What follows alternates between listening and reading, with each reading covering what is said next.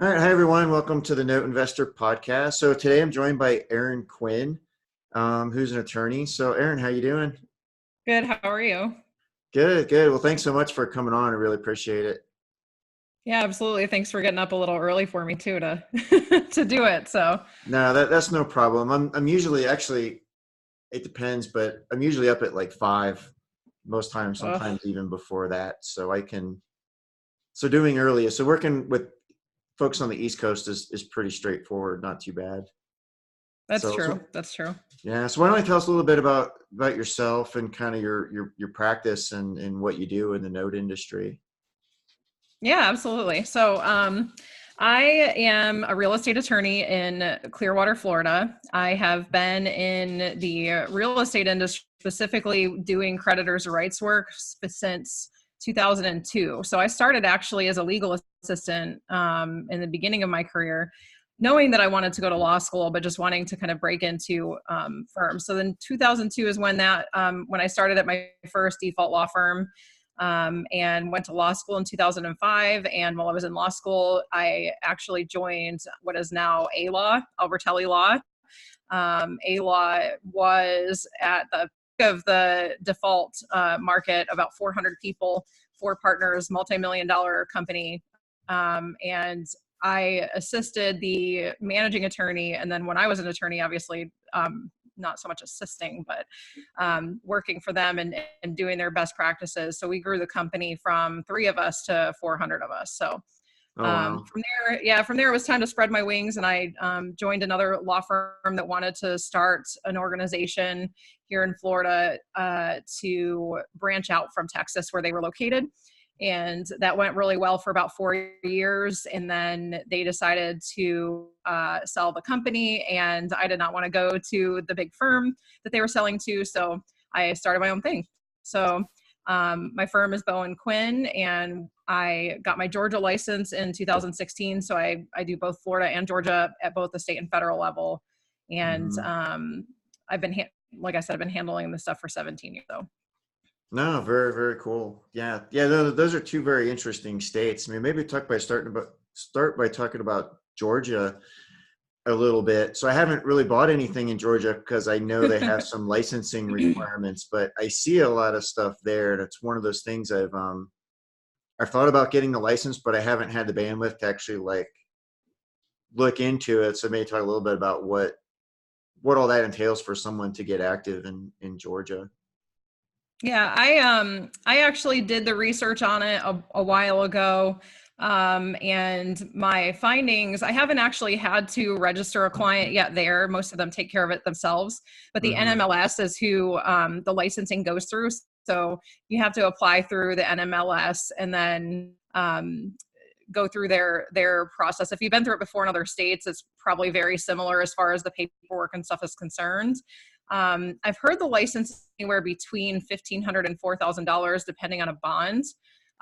But after that, I don't think that there's any carrying costs other than potential re-registering fees. But what I've noticed about that is in Georgia is that there's so many people that are staying away from it because of the licensing requirements, that it's actually creating a lot of market there. So there's a lot to be bought and sold there because people are just staying away from it. But for those people that do like actually make the decision to get licensed there, it's the foreclosures are so fast. It's so simple. Georgia is such an awesome state compared to Florida from a legal perspective, Hmm. because you can non-judicially foreclose there, and the only time that you're going to end up in a judicial action is if somebody files a wrongful foreclosure suit or somehow tries to stop the foreclosure sale with an injunction or whatnot. So I've only seen that happen a couple times in my practice.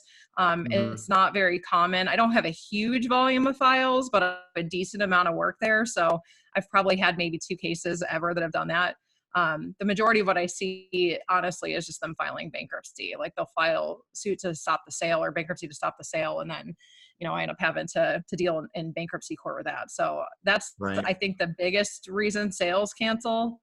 Um, but that's kind of what I'm seeing specifically there. The one of the things, I guess I'm kind of running away, but I do want to point something No, out no, in this is Georgia perfect. that Yeah. is huge, that I learned when I got my licenses. There is actually a judicial foreclosure process there. So the Yeah. non-judicial sales are for security deeds, anything in the contract and the security deed that has um, power of sale language and basically gives the lender power of attorney for the borrower to sell the property, is going to be your non-judicial foreclosures in Georgia. But the terms security deed and mortgage are not interchangeable there. Mhm. A mortgage there is actually not a power of attorney document with essentially a deed to the legal title to the property. The mortgage is actually a lien, just like it would be in Florida, and is required to be judicially foreclosed. So I guess what I would warn people about if they are looking to get into Georgia is to make sure that whatever they're purchasing, either they speak to a real estate attorney to assist with the due diligence, or they at least make sure that they're buying a security deed if they're intending that it be non-judicial for sure, because any mortgage there is going to have to go through that judicial process. And especially in the second space, like when people buy second mortgages there, they anticipate that they'll sell it and just be subject to the first. But in Mhm. Georgia, that's not how it works. So what happens is if the second forecloses judicially and it's to a third party, the funds go in the registry and then they're paid out in order of priority. So Oh, if there's not equity in the property, or that bid is not high enough to get over the threshold of the first mortgage, you're not going to get any return on your investment for the second. So it's not the same way with non-judicials with the security deeds or the deeds to secure debt. Those are second mortgage happens, it goes to sale, second gets paid first, subject to the first, and then they either sell it in REO on the back end and pay off the first, or potentially the first ends up foreclosing on them. So the other piece of the regulations that I'm currently researching and I'm not through, which I could probably follow up with you at some point in time and kind of give you the background of that, is there's yeah. something called an interested parties license that I'm Okay. hearing about, that some note investors in the market have gone out to seek out, and it's like $175 or something, to get this interested party license. And from my understanding of how it works is, as long as the servicer is licensed in the state and the investor is not doing any of their lost mit reach out, like they're not involving Right. themselves with actually talking to the borrower, and they're leaving everything kind of to the servicer, that interested parties license apparently is all they need to do that. So I'm in the process of looking through that and making sure that, I think that from from y'all's perspective, that that's going to be the way to go over the licensing. If you guys, don't want to pay that huge fee of actually getting the licensing so you can do your own lost mit work and stuff like that. And I Yeah. should be done with that, I'd say, in the next couple weeks. So Okay. Yeah, that'll be interesting. Yeah, because the problem for me is I've looked at it, and to your point you made earlier, I see a lot of product in Georgia, and a lot of people stay away from it because they don't have the license. And so, and I know it's, can be a faster foreclosure state. So it's really appealing. So what I've been kind of mhm. doing is waiting until maybe there was like a small pool or some critical mass where it made sense to go pull the Yeah. trigger and get the license. But yeah, if you can do it where you only needed that cheaper license, that would be interesting. Although then I guess the rub is you got to use the servicer for the lost mit, which my past experiences with that have never been good. So that would be I'd have to figure Well, out your what's, alternative to that would be to use your attorney. If yeah, that's you, true.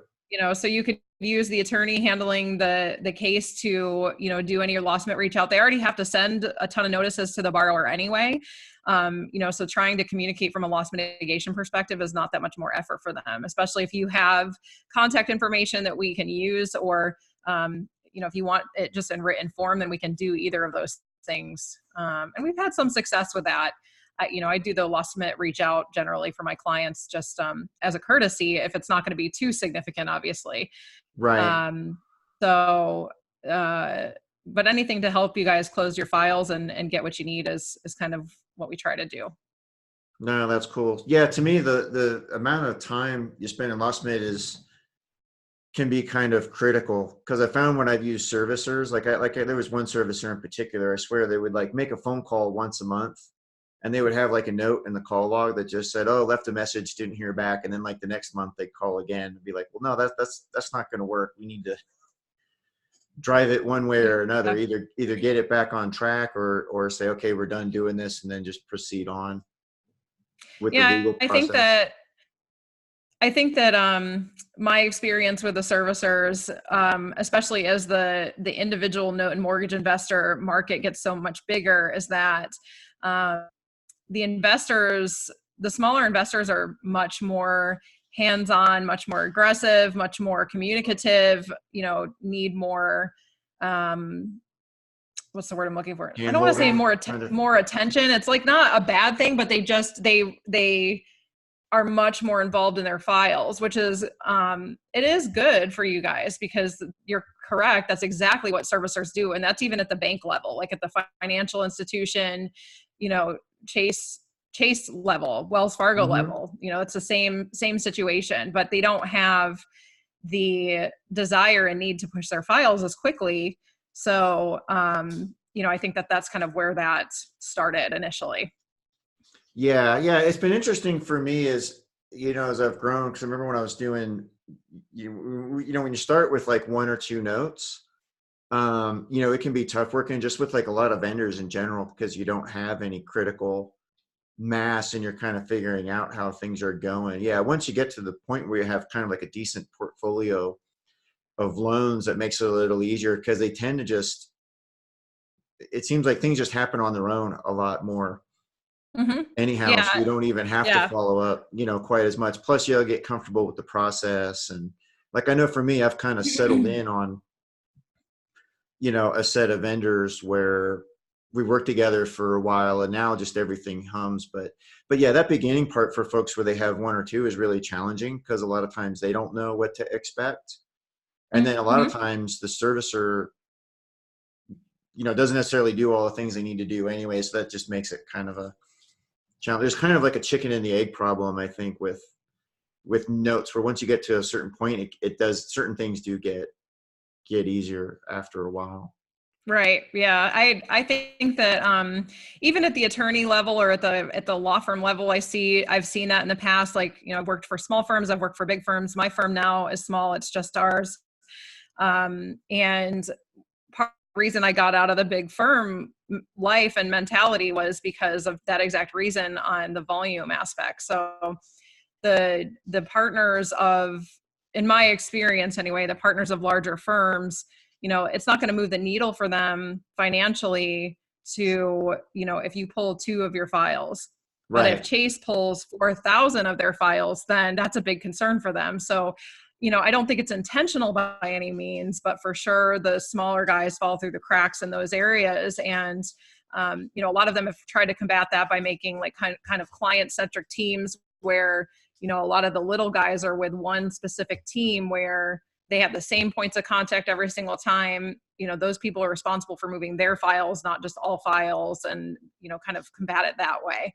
So the majority of my network and my client base is smaller investors. I do have one larger, it's a mid-sized client. It's a servicer up in New Jersey, but for the most part, my practice is focused around the needs of the smaller note investors. No, that's cool. Yeah, because I've noticed too, like one of the edges that smaller note investors can have too is, like, I know I've bought loans where the borrower wanted to work things out, but it had just like fallen through the cracks when it was owned by someone larger, and they could never actually get anybody on the phone to get things worked out. So yeah, sometimes just that ability to kind of pay attention to what's going on can get things going. So cool. And then, so how about Florida? So we thought about Georgia's kind of like the easier state. I know Florida is a little bit of can be a tougher state to work in. Well, I was licensed here first, so I actually did the hard stuff before I did the easy stuff, which, I think it worked out to my advantage, because once I got into Georgia, I was able to kind of equate everything that I was dealing with in Florida to any, title curative work and stuff like that in Georgia. So where I find that Georgia attorneys generally don't want to engage in litigation because it's not a litigation heavy practice, I have no problem rolling right into that because I've done it basically my whole career. So Florida is judicial, through and through. They don't give exceptions for contract for deeds or land contracts. There's nothing there that's gonna not end up in a judicial foreclosure. There's actually a case law on that specific issue that says no, you're not just evicting them, like you're not just recording a quitclaim deed that was executed 5 years ago. Like you have to go through the actual process, and it can't be insured on the back end if it's not. So the major difference, or how I try to explain this when I'm training, is in Georgia, the bank owns title to the property. In Florida, the homeowner owns title to the property. So in Georgia, the bank just writes their signature on a line and goes through the process and they're good. In Florida, they actually have to ask the judge for title to the property. The timelines are obviously indicative of that. So in Georgia, you're looking at depending on, so the sales in Georgia happen, they're the first Tuesday of every month. We call it Super Tuesday.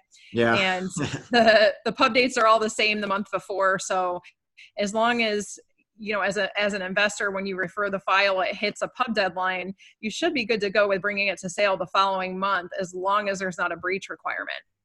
So if there's a breach letter requirement, obviously that adds, potentially 30 to 45 days to the process just to get that breach letter out and wait for it to expire. And when are those required? Is that like at the county level or what?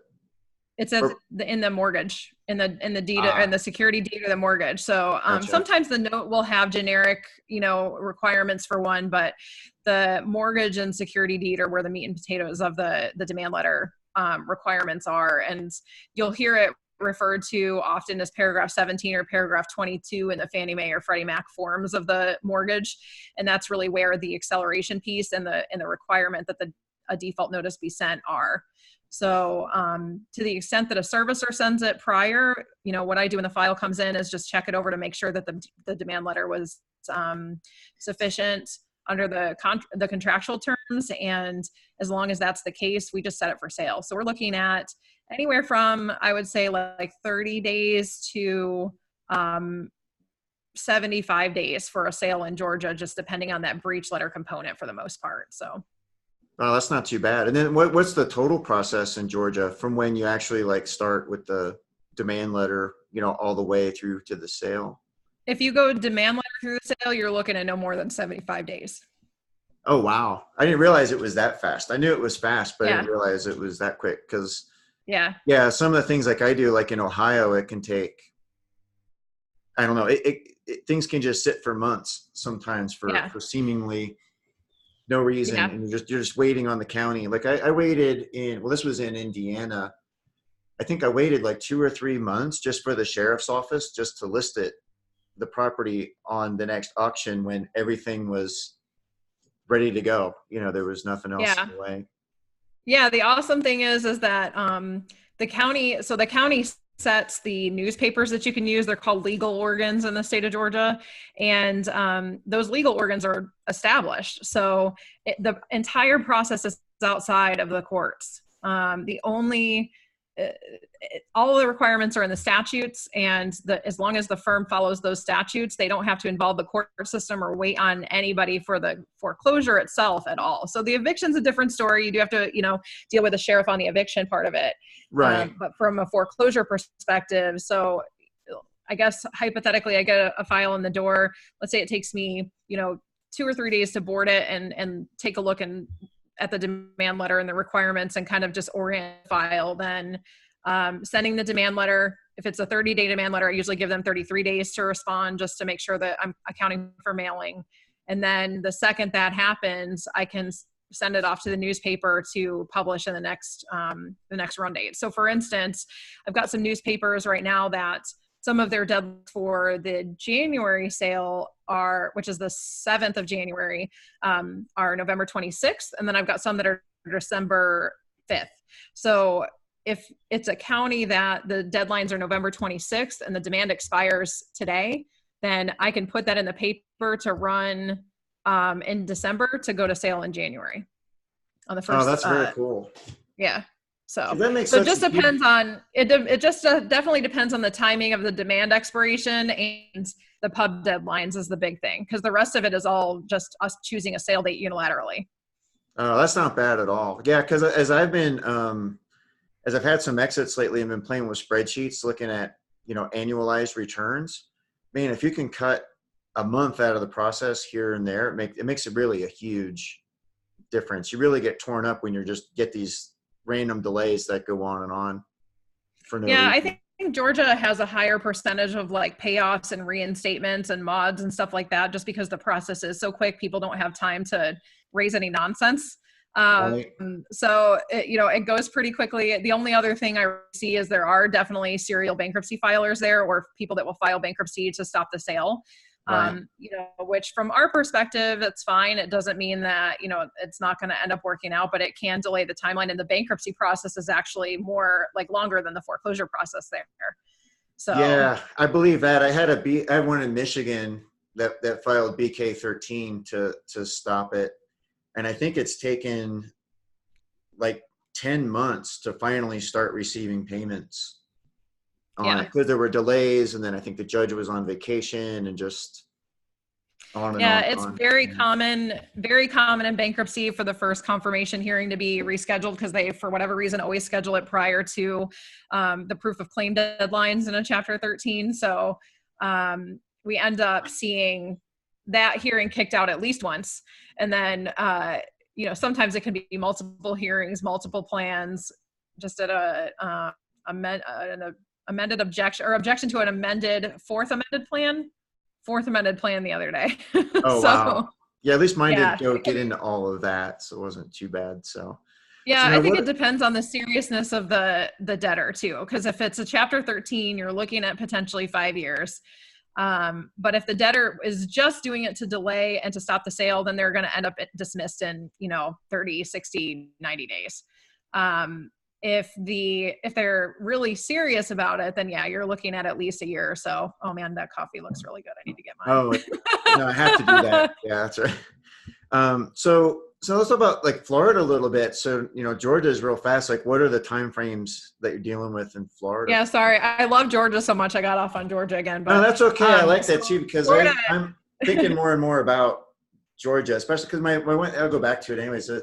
One of my hangups too in Georgia is like, well, I can buy there and I can probably get some good deals because nobody else is buying there, but it could be an issue if I go to resell.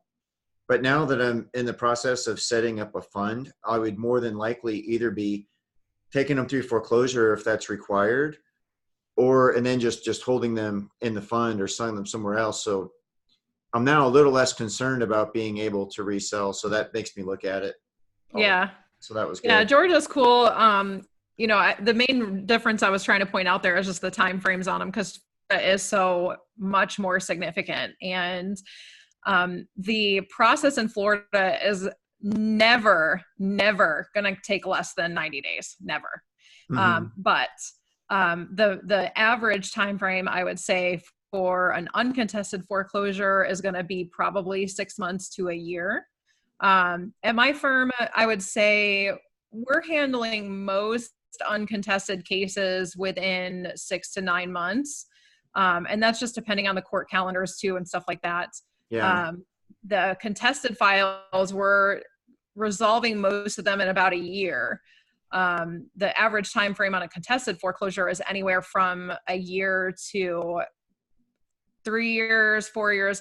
And that also depends on just the litigiousness of the other side. So if it's a situation where you guys want to work a deal and the borrower wants to work a deal and the attorney on the other side isn't stepping in the way, then you should be able to get that done, fairly quickly. And having an attorney on the other side is beneficial sometimes for getting that, those settlement offers to the borrower themselves. So I'd say about a Yeah. year to 3 years is what you're looking at,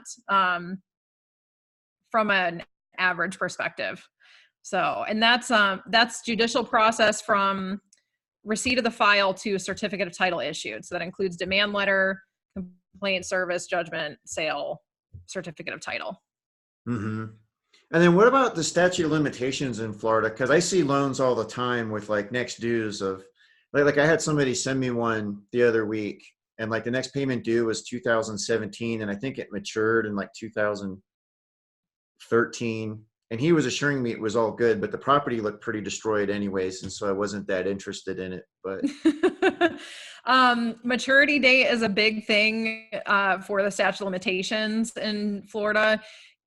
You were all good for a few months. I don't know why the default date would be 2017 unless he modified for some reason on a 2003 or 13 maturity. So what I see, generally what I'm going to see is, or what you have is 5 years from the maturity date to foreclose. So just take maturity date plus 5 years. That's your drop dead date. And you actually should do a day before that. So if it matures December 1st, 2021, you'd want to file suit by November 30th, 2021. And that way you're not like potentially getting into it not being the 5th year. But there was a lot of uproar and a lot of drama surrounding the statute of limitations in the Bartram days, and Bartram has since come out, or pre-Bartram, I should say. what's Bartram?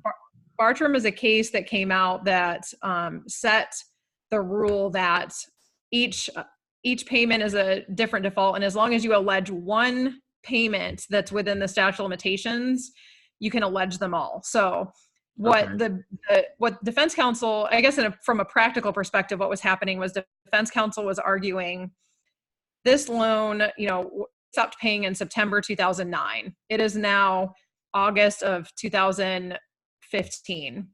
We are beyond the statute of limitations. They should have filed within 5 years of that initial first missed payment, and they're not entitled to foreclose. They're not entitled to anything. Bartram says, no, that's not the case. You say September 1st, 2009, and all subsequent payments, that's your language, and all subsequent payments, then that basically alleges a continuous state of default that includes payments that are within the 5 years, and therefore the cause of action is fine. So we went from a state where on the radical side, clients were foreclosing with the old expired default date and seeking full damages, to the conservative side of waiving everything pre 5 years in interest, principal, advances, advancing the default date and foreclosing with that lesser amount.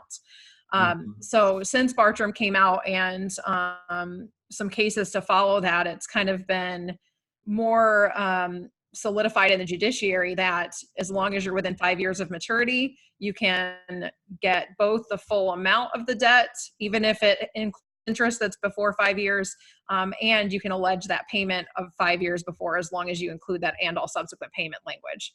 And I think that for the most part, any of the firms that are reputable already include that language in their complaint. It was not something new to us when that happened. It was something that we always allege, so it wasn't a huge deal for us to finally have that case law. So. Oh, gotcha. Yeah, because this one I think it matured in 13, but they said they had started the foreclosure process sometime in 18, so maybe they got it in like right under the. Yeah, probably right under the 5 years then. Under the 5 year window. Very cool. Yep. So there. That said, you can extend the maturity date in a mod as long as you record the modification. If you extend the maturity date in the mod, so if you buy something, not that you'd want to risk, oh, well, I can mod it and then it'll be fine, right? You don't want to do that, but if you can get it modified. Sell things that way, like, oh, I talked to the borrower, he wants to do a deed in lieu or whatever, you're all good. It's as good as done, but yeah. No, it's not. No, I know. Yeah, it's definitely, we see less of the maturity dates being extended in mods. It's mostly just the payment, and the recapitalization, stuff like that. So, but that is a way around it if you're able to effectuate that on something you already own, for instance, and you're not wanting to necessarily foreclose yet. So. Cool. And I know like Florida is always very cyclical, like going all the way back to the 1920s. And so like where are the foreclosures at now in Florida? Because I know like they were one of the states that were hammered the worst during the financial crisis, and then things have been on a run for several years. So like, where do you see like the foreclosure rates going now? Is it still staying low, or is it starting to creep back up? It's low-ish right now. houses are flying off the market here for within a day. Like our neighbor sold their house. They had it on the market one day and they had 5 offers and Oh, sold it, and wow. like we're under contract that day. Another one down the street had they had like their first open house on their property, and the sign was down that night.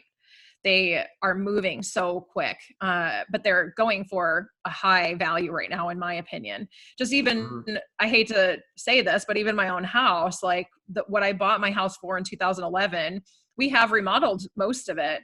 But to have it appraised at what it is right now is nonsense to me. Like, it's just crazy to see the equity almost triple from what my purchase value was in the time period that I've been here. And actually, it was one of the things when we remodeled our kitchen. I told my husband, you need to tell me right now if we're putting this house on the market within 5 years. Because if we are, then I'm putting a cheap kitchen in. If we're not, I'm Right. putting my kitchen in, because I knew that, eventually the market would crash. And if we weren't going to sell in those 5 years, then we were pretty much going to be living here for a while. So Yeah, it always does eventually. hopefully we Like I don't go remember, underwater, but yeah, I lived in Florida in the early 2000s when the market was starting to run up. And when I moved out in 2004, we had a similar thing where we put the house on the market and it was only on the market for like a day or two. I got an offer that was like a tiny bit above asking, and we accepted it. And then like that night I got a call from my realtor. Somebody else made another offer that was even higher, but we had yeah, already verbally accepted the other one. So we kind of rolled with that. And then that was in 2004. And then in 2005, it just continued to go on a tear. And I'm like, damn, I wish I just would have rented it out or something. yeah, And then of course it all crashed later on. So yeah, the Florida market definitely very volatile it is. And compared to I most. think that you're definitely right. I've seen a lot of houses go for over asking, and it's happening again now, which tells me, I've been saying probably for the past year that we're probably a year or two from the crisis happening again, and the dip in value is happening again. So I think it's around the corner. I have just from my own, personal experience, I'm not sitting around, researching the market or anything, because, we're doing fine. And I know when the market crashes, we're going to be doing great. So Yeah. I'm not as concerned about it really, but it's definitely been a thing, and it's happening again. So I really feel like what's happened is, as the generation that went through that crisis is now moving more into an age where they're not like as involved in the economy and involved in the housing market and things like that. Like now the newer people are coming in and they're not learning from those mistakes of that old time period. So I think that it's essentially happening again. I don't think it's going to be to the scale that it was in 8, 9, 10. I'd agree with that. Yeah. But I do think it's going to be significant again. And even I was driving through Tampa the other day, and there's on this one street, and it's a major thoroughfare in Tampa. There are 5 major housing complexes going up Hmm. in like good areas. Like they're not like Section 8. They're lucrative areas of town. And I just don't know how and they're all in the same place in construction. They're all like elevator shafts are up and nothing else. Right. Like, so Yeah. I, yeah, just even on the same street, I'm just like, this is nuts. Like, this should not be happening at this rate at this point in time in the market. Yeah. I I think the remember. hardest hit. Oh, go ahead. No, I say like in the 80s in Brevard County when I was a kid, there were a lot of zombie developments. There was this one big commercial building that was like a shell that was there for years, and then there was this other company called GDC, General Development Corporation, that built a bunch of roads and plowed a bunch of scrub brush and like laid out all these neighborhoods, and then they blew up and stuff just sat there forever. So yeah, Yep. it's not the first go round. No, not for sure. Not. I think the harder hit areas in the last crash were probably Fort Myers was a big one. Sorry, my dog apparently wants to talk. That's I all don't know if right. you hear him or not. He just barks. We had. Is he gonna stop? Maybe. There we go. There we go. Um, the market crash in 2008 was epicenter in Florida, I think, was more Fort Myers area. So Fort Myers and Naples Yeah. had a lot of housing developments, Chinese drywall, a bunch of drama, a lot of stuff going on, and they were a ghost town. And same exact situation that you're talking about, just things abandoned, housing projects abandoned, like houses abandoned, apartments abandoned. Miami-Dade, Broward, Palm Beach, the Tri-County area in South Florida have always been a hotbed as well. And so I think the majority of the volume that I saw back then was going to be in that Lee County, Fort Myers, and Collier County, Naples area, then Miami, Fort Lauderdale, West Palm, all of that east coast strip of the of Florida. And then Duval was a big area, Orlando. So the major cities, anywhere there were major cities are where we saw the majority of the files accumulate. So the little back places, Highlands County, tiny areas had a few files a piece. Like I actually would take my file count and look at it by county. And I would just say, okay, Levy County has 4 files in it. Let's just get them done. And I had one person focus on every Levy County file, so we just don't have to deal with that county for a little while. Yeah. So we're just keeping up with the requirements. But in Broward, 300, 400, 500 files, like we're not getting rid of those like very quickly. So Right. it's those say with the big areas for the foreclosure industry.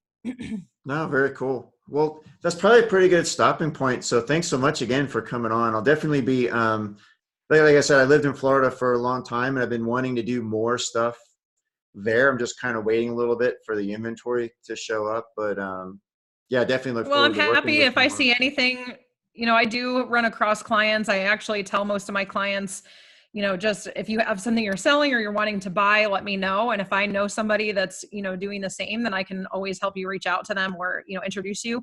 And, that lead might not turn into anything, but it might turn into a contact that you get a lead somewhere else. So I'm happy to make those introductions if you guys want them. Yeah, And, that'd be great. yeah. And, anything that you guys need, just let me know. And, I'm happy to help and give you some information. And I'll let you know on the Georgia interested parties license once I get that finished up. So All right. Sounds good. Well, thanks so much. thank you Talk so to you much for later. having me. All Talk to you right. soon.